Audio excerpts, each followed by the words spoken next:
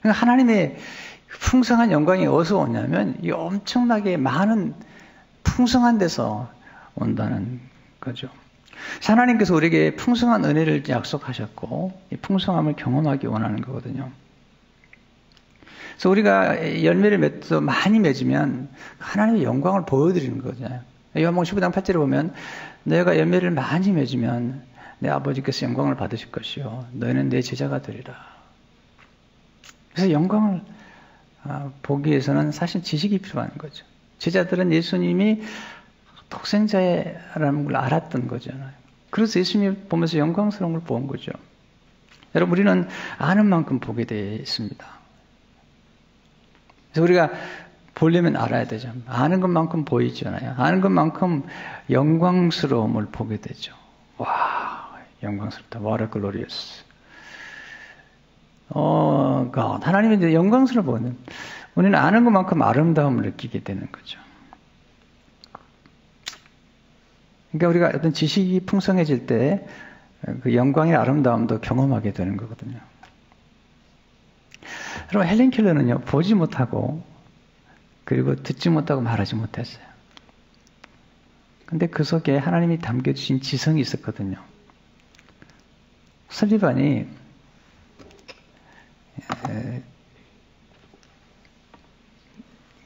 모든 물건에는 이름이 있다는 걸 가르치고 싶었어요. 그러니까 설리반이 그 헬렌 켈러에게 이렇게 컵을 만지게 해줍니다. 그리고 손에 써줍니다. 머그, MUG.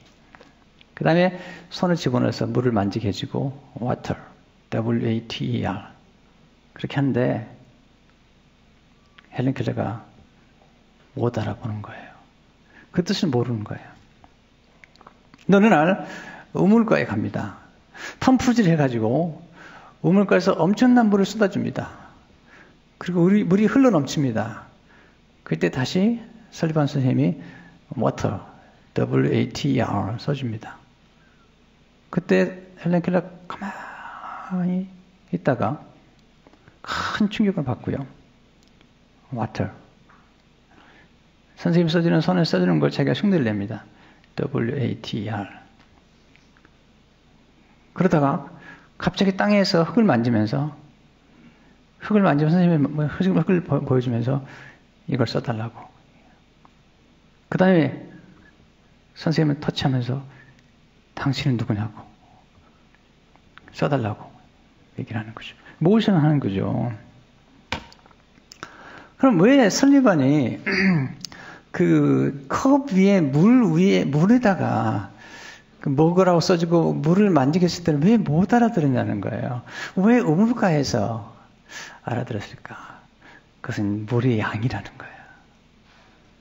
물의 양이 쏟아져 나올 때 거기서 그러면서 순식간에 그동안 선생님이 가르쳐줬던 것들에 대해서 그런 일련의 관련을 맺게 된 거거든요. 이게 깨달음이라는 거죠. 우리가 하나님의 말씀을 처음 예수 믿을 때보다도 20년, 30년 지나고 하나님의 말씀의 지식이 깊어지면 깊어질수록 우리는 그 하나님의 영광에 대한 깨달음과 함께 그 하나님의 위대하신 영광을 보게 되는 거거든요. 그래서 하나님의 말씀을 공부해야 됩니다. 하나님의 말씀을 알면 알수록 우리는 성경에 나타난 예수 그리스도의 영광을 보게 되는 거거든요. 그래서 공부해야 됩니다. 아니 많이.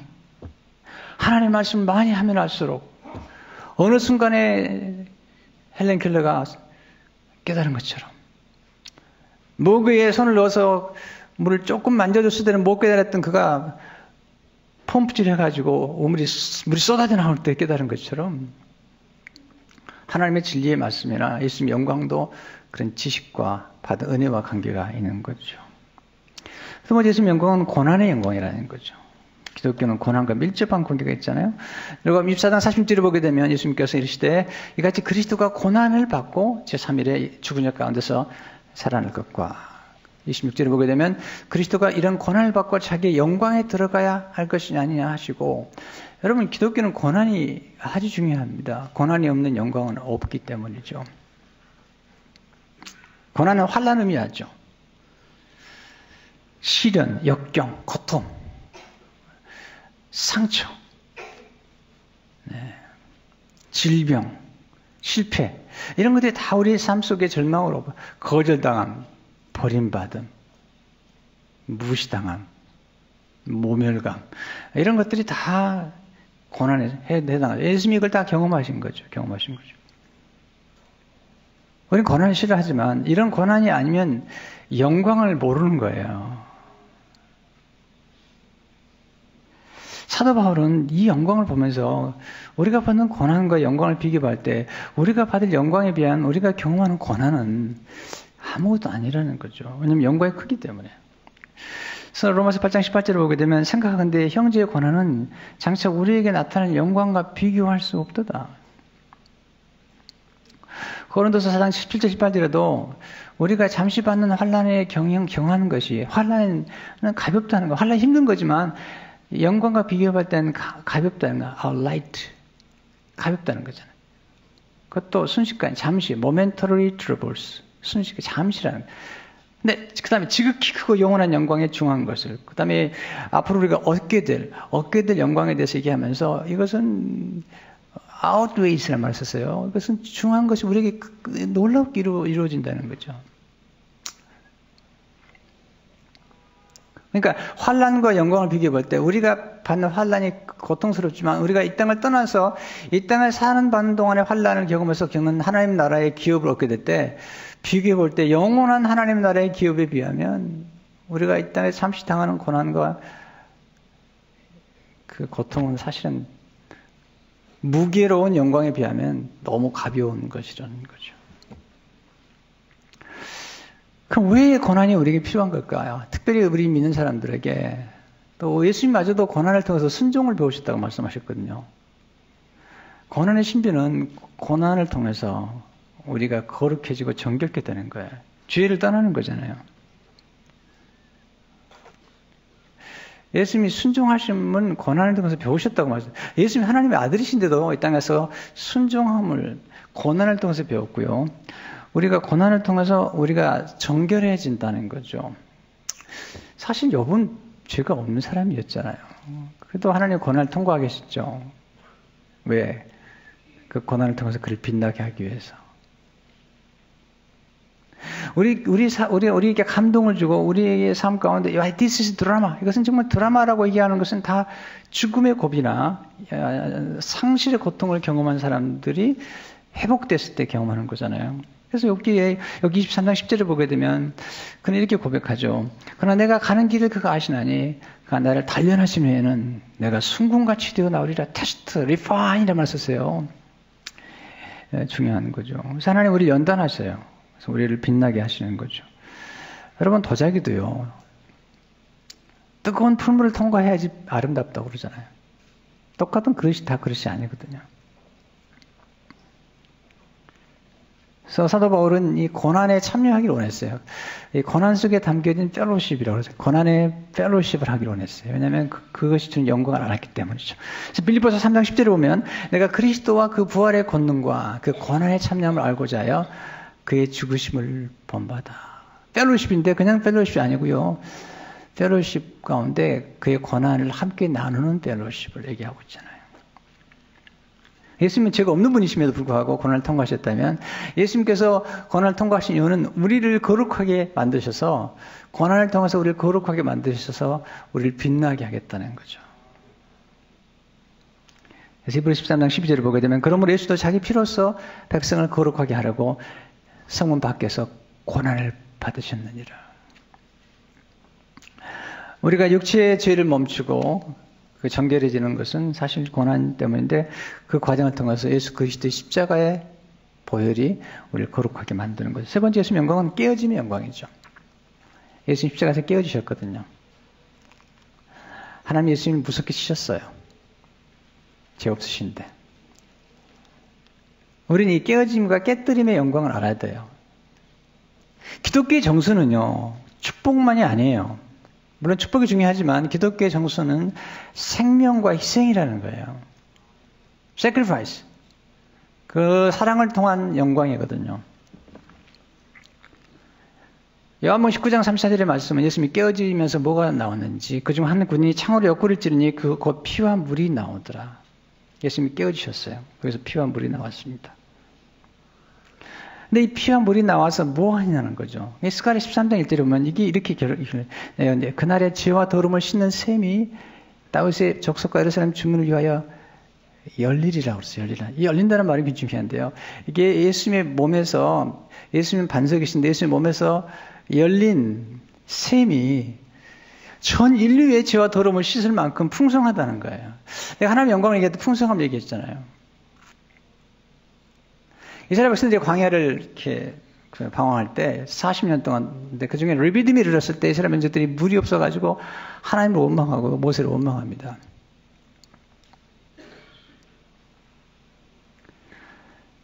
근데 그때 반석을 깨뜨려 물을 마시게 했는데 그 반석이 예수님이라고 바울은 얘기해요. 고린도서 10장 4절을 보게 되면 다 같은 신령한 음료를 마셨으니 이는 그들을 따르는 신령한 반석으로부터 마셨음에 그 반석은 곧 그리스도시라. 사도 바울이 고린도서 10장은요 그 이야기의 사건을 얘기하는데 예수님이 반석이라는 거죠. 이 반석이 뭘 의미할까요? 그들이 르비딤에서 물이 없을 때 하나님께서 모세에게 명하십니다. 시록 17장 6절의 말씀 잘 보세요.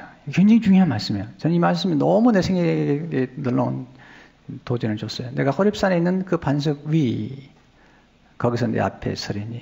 보세요. 이걸 잘 보셔야 됩니다. 이 말씀 그냥 보시면 안 돼요. 그냥 스나치면 안 돼요. 스쳐서는 안 돼요. 이 반석이, 하나님이 이 반석이, 자, 예를 들어 반석이면 반석 위, 내 앞에 서겠다는 거예요. 반석 위에. 반석이 있고요. 반석 위에 하나님 서시는 거죠. 영어를 보면요. 뭐라고 써있냐면 on the rock. NIV는 by라고 그러는데요. 제가 RSV, 킹 제임스 버전, 여러 버전 찾아봤는데 대부분이 on the rock, 바위 위에 하나님 쓰시는 거예요. upon the rock 썼어요. 그 반석을 치라. 그래서 물이 나오리니 백성이 마시라. 보세요. 하나님이 반석 위에 쓰셨어요. 반석을 치려면 누굴 쳐야 돼요? 하나님을 쳐야 돼요. 하나님 말씀하신 거죠. 이 반석 위에 내가 서 있으니 반석을 치라. 하나님이 모세가 이런 거죠. 모세가 반석을 칠 때 하나님을 친 거예요. 이 하나님은 장차 예수 그리스도가 십자가에서 돌아가실 걸 얘기합니다. 근데 두 번째 사건이 나오잖아요. 또 물이 없어 그러니까 하나님 말씀하시죠. 이번에는 반석 치지 말고 그냥 구하라는 거죠. 반석에서 물을 나오라고 얘기하라는 거죠. 근데 모세가 모르고 쳤거든요. 불순종한 거죠. 하나님께서 가나안 땅에 못 들어오게 만들어요. 왜냐하면 이 온유에 있던 그 모세가 갑자기 백성들이 원망하니까 또 화가 나가지고 홧김에 쳤거든요. 하나님 말씀하신 거죠. 두 번째는 치면 안 된다는 거죠. 첫 번째만 치면. 두 번째 왜냐하면 예수님 십자가에서 한 번만 돌아가시는 거거든요. 두 번 돌아가신 게 아니거든요. 그 하나님의 놀라우신 그 영적인 격려를 몰라가 그냥 분노 때문에 쳤는데 너 가나안 땅에 못 들어왔나. 왜 이 사건이 중요하냐면 이 반석 위에 서신 하나님을 쳐서 반석이 쏟아지는데 보세요. 이 반석이 얼마나 놀랐냐면 이 반석에 쏟아진 물이 그 당시에 남자만 60만 명, 200만 명을 먹인 거예요. 이게 하나님의 영광이에요. 하나님이 함께 하시면 200만 명이나 되는 그 수많은 사람들이 반석 하나에서 이게 사도 바울이 이스라엘 백성의 전승에 말하면 이 신령한 반석이 그들을 따라다녔다는 거야. 그 신령한 반석이 예수님이시라는 거죠. 예수님이 십자가에서 치심을 받음으로 물과 피가 쏟아지는데 그 피가 우리의 죄를 정하고 거기에 나온 생수가 우리 전 인류를 해결할 만큼 풍성한 생수가 나왔다는 거죠. 이게 신령한 양식이죠. 이건 교회만이 줄 수 있는 거예요. 교회는 그리스도의 몸이거든요. 교회만이 줄 수 있는 것이죠. 우리는 이 교회의 영광을 알아야 됩니다. 세상이 아무리 어렵다 할지라도, 세상이 아무리 혼탁을 할지라도, 이 교회가 왜 중요하냐면 예수 그리스도께서 이 교회를 우리에게 주신 거거든요.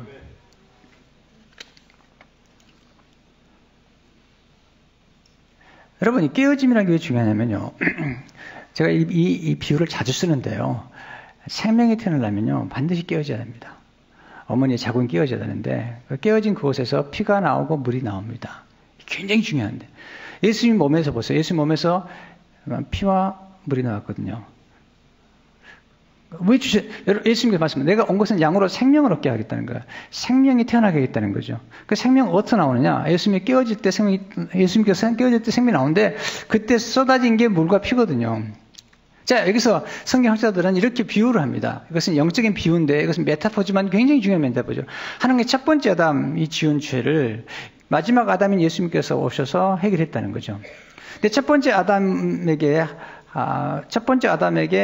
그 신부를 줄 때 그 옆구리에 있는 갈비뼈에서 택해서 신부를 주셨다는 거죠.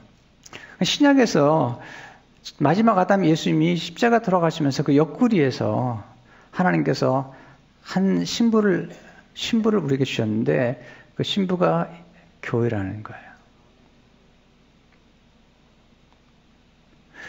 첫 번째 아담의 신부는 하와라면 마지막 아담의 신 예수님께서 우리를 위해서 흘리신 피와 함께 주신 것은 옆구리에서 피와 물이 쏟아지면서 우리에게 주신 것은 교회라는 거죠. 여러분, 가이사랴 빌보 지방에서 예수님께서 제자들에게 너희 날 누구냐 할 때 저는 그리스도라고 고백할 때 하나님이라고 고백할 때 두 가지 말씀하십니다. 하나는 교회를 말씀하십니다. 그 다음에 십자가를 얘기합니다. 그러니까 십자가 없이는 교회가 없습니다. 십자가에서 죽으시면서 예수님께서 교회가 이제 탄생하는데 십자가에서 예수님께서 물과 피를 쏟으시면서 신부를 우리에게 주셨는데 그 신부를 교회라. 교회가 왜 중요하냐면 예수님이 신부를 위해서 자기 목숨을 내주셨다는 거죠. 이것을 남편과 아내의 비유로 함께 말하고 있습니다. 남편의 역할은 무엇이냐? 신부를 위해서 몸을 내어주라는 거예요. 남편이 머리가 되는 것은 그리스도 교회의 머리가 되는 거야. 머리가 되냐는 게 뭐냐는 거야, 머리가 된다는 게 뭐냐면, 머리가 되니까 머리가 돼서 아내를 막 억압하고, 세도를 부리고, 순종하라고 막 포스하고 그게 아니라는 거죠. 머리라는 뜻은 뭐냐면, 방향을 제시할 뿐만 아니라, 신부를 위해서 목숨을 내주는 게 남편이라는 거예요. 너 나한테 순종해. 그런 얘기 하는 게 아니라는 거예요. 뿐만 아니라 예수님께서 신부를 물로 씻어 깨끗하게 해서 영광스럽게 한 것처럼 신랑의 역할은 신부를 영광스럽게 하라는 거예요. 아름답게 만들라는 거죠. 에베소 5장 23절에서 25절에 보게 되면 이는 남편이 아내의 머리 되며 그리스도께서 교회의 머리 된 것 같으니 그가 바로 몸의 구주시니라. 그러므로 교회가 그리스도에게 하던 아내들도 범사에 자기 남편에게 복종할지니라. 남편들아 아내 사랑하기를 그리스도께서 교회를 사랑하시고 그 교회를 위하여 자신을 주신 같이. 예수님께서 십자가에서 우리 자신 내어주시고 예수님께서 그리고 교회를 신부를 아름답게 만들었다는 거죠. 물론 이제 교회된 우리도 예수님께 순종해야 되겠죠. 그러나 더 중요한 것은 예수님께서 무슨 일을 하셨는지 신랑으로서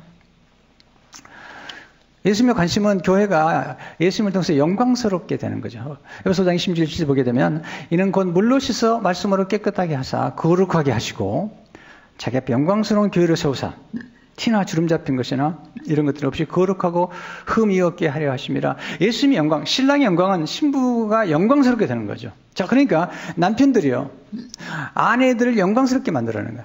아내를 아름답게 만들라는 거지. 여기 보면 주름살이 없게 하라는 거야. 주름 잡힌 것이 없게 하라는 거야. 어떻게 하느냐? 보톡스를 놔줘야 돼, 보톡스를. 근데 보톡스 한 번 맞아도 안 돼. 5년마다 맞아야 된대. 정기적으로 놔줘. 여러분, 지금 우리는 진정한 보톡스가 뭐냐? 사랑이라는 거야, 사랑. 여러분, 아내들의 얼굴이 만약에 그늘져 있다면 남편의 책임이에요. 만약에 주름살이 많다면 남편의 책임이에요. 여자들이요, 얼굴을 드셔보셔서 내가 보겠습니다. 여러분은 여러분 남편 알 수 있어요.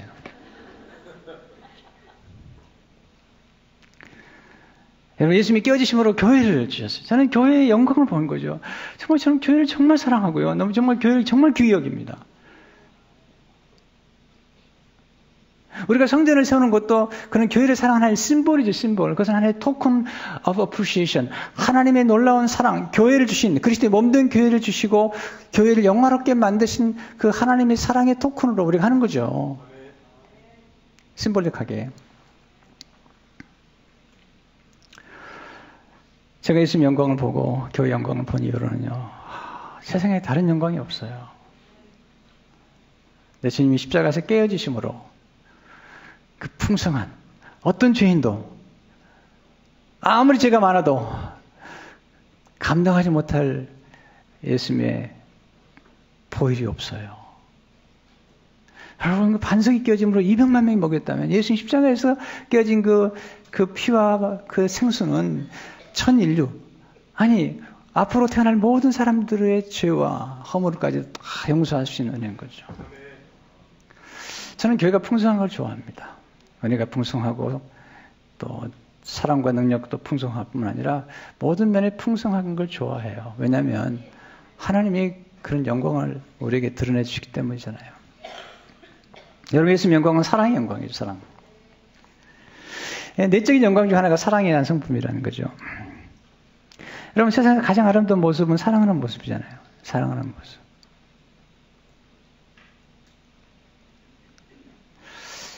보는 게 중요하다는 거죠. 얼마 전에 제가 말씀드린 적이 있죠.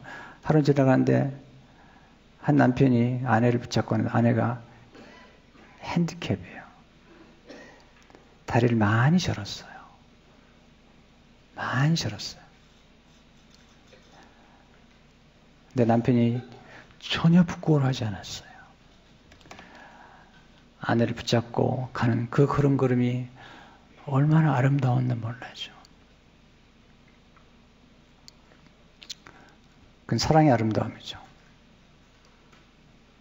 다른 사람은 장애인이라고 볼지 모르지만 그 남편의 눈에 그 아내는 아름다운 거예요. 왜? 사랑 때문에. 그래서 아름다움이라는 것은 반드시 어떤 지식이 필요한 거죠. 그 지식이 뭐냐면 사람은 외모로만 취하는 게 아니고 그 사람 안에 있는 영혼과 그 사람 안에 있는 그 하나님의 무한한 존재의 가능성을 봤을 때 장애가 있든 없든 얼굴이나 학력이 유머나 재산이며 상관없이 그 안에 아름다움의 깃들이 있다는 것을 알고 있는 거죠. 그런 지식을 가진 사람은, 그 하나님의 마인드 셋, 하나님의 퍼스펙티브를 가진 사람은 그게 아름다워 보이는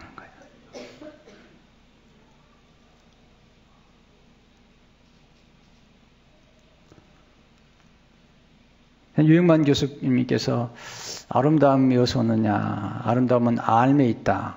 그리고 알은 어디서 오는 것인가? 그것은 아름, 가슴앓이 하든 고통에서 오는 것이다. 오래전에 인용한 말인데요. 제가 한번 다시 인용해 볼게요. 처음 내가 너무 좋아하는 말이죠. 아름다움은 본래 알다에서 유래됐다고 한다. 알다에 음이 붙어서 아름이 되었고 아름이 다시 아름으로 바뀐 것이다. 그러므로 아름다운 사람은 곧 뭔가 제대로 아는 사람이다. 그래서 깊이가 있는 사람에게는 아름다우니 향기가 난다. 하지만 제대로 알기 위해서는 많이 아파야만 한다. 알면 알수록, 그리고 몰랐던 사실을 알아갈수록 기존의 알매 심한 생채기가 생기기 때문이다. 그 아픈 상처 위에 새로운 알미 자라는 것이다. 그래서 아름다움은 아름다움이다. 예수님이 십자가에서 돌아가심으로 아프셨어요. 우리를 위해서. 그리고 우리에게 놀라운 은혜를 베푸셨잖아요. 그러니까 우리가 예수님을 알면 알수록, 십자가를 알면 알수록, 하나님의 은혜를 알면 알수록 그 하나님의 아름다움과 그 은혜의 풍성함 앞에서 우리가 압도를 당하는 거죠. 한 영을 위해서 천하보다 귀히 여기신 그 하나님. 우리는 한 영혼을 천하처럼 귀히 여기지 않잖아요. 말은 그렇지만 여러분, 한 영혼을 천하보다 귀하다면 그 한 영혼 한 영혼을 구원한다는 게 얼마나 영광스러운 일인지 모르잖아요. 우리 주님은 그렇게 보신 거죠. 과부의 두 렙돈은 아주 작은, 페니보다도 작은 돈이에요. 그걸 보시면서 너무 아름답다. 자기의 전 재산을 드렸느니라. 이게 하나님의 아름다움이죠. 이게 하나님의 영광스러움이라는 거죠. 우리가 누군가를 사랑할 때 아파하잖아요. 그 아파하면서 사랑을 느끼는 거잖아요. 그 아름, 가슴앓이, 사랑이기 때문에. 근데 거기서 아름다움이 깃들고, 그리고 거기 영광이 깃들어 있는 거죠. 자, 우리는 부활의 능력을 압니다. 그러나 우리 그리스도인이 사랑하는 것은 십자가잖아요.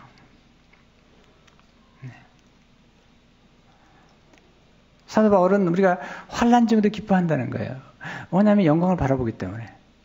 이미 우리는 예수님 좀 믿음으로 은혜 안에 들어갔을 뿐 아니라 장차 우리에게 주어질 영광을 바라보고, 자, 우리가 많은 고난과 많은 시련 통과하지만 저 고난과 시련 뒤에 있는 영광과 그 즐거움을 바라볼 때 우리는 그 어려움을 극복할 수 있잖아요. 바울이 로마서 5장 1절에서 이렇게 말씀하죠. 또한 그로 말미암아 우리가 믿음으로 서 있는 이 은혜에 들어감을 얻었으며 하나님의 영광을 바라고 즐거워하느니라. 은혜에 이미 들어갔다는 거 우리는요. We rejoice란 말 써요. 우리 지금 로마서 5장에 보면요, 즐거워한다는 말이 참 많이 나요. 여러분, 사탄이 제시한 게 우리가 기뻐하는 거잖아요. 하나님은 즐거워한다는, 환난 중에도 즐거워하며, 환난 중에도 즐거워한다는 거예요. 이게 어디서 나오냐면 제가 하나님 영광을 보기 때문에. 저는 고난에 애찬한 자는 아니지만, 그러나 고난이 주는 그 결과와 아름다움과 영광은 아니잖아요. 벌써 우리가 아픈 경험이 있으면요, 우리가 똑같이 아픈 경험을 하는 사람들을 보면요, 우리가 그를 이해할 수가 있잖아요. 그게 영광이거든요.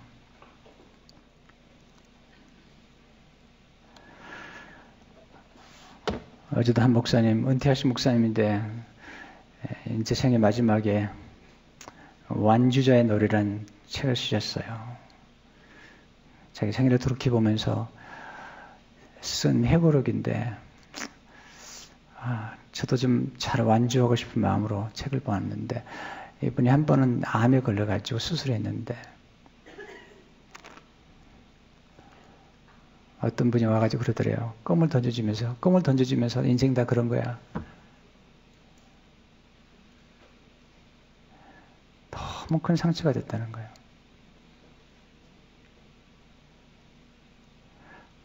한 번도 아파본 경험이 없는 사람일지 모르죠.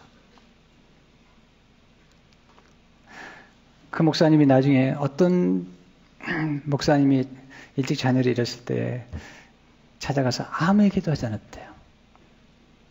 붙잡고 잠시 울고 아무 말도 하지 않고 나왔는데, 나중에 그러더래요.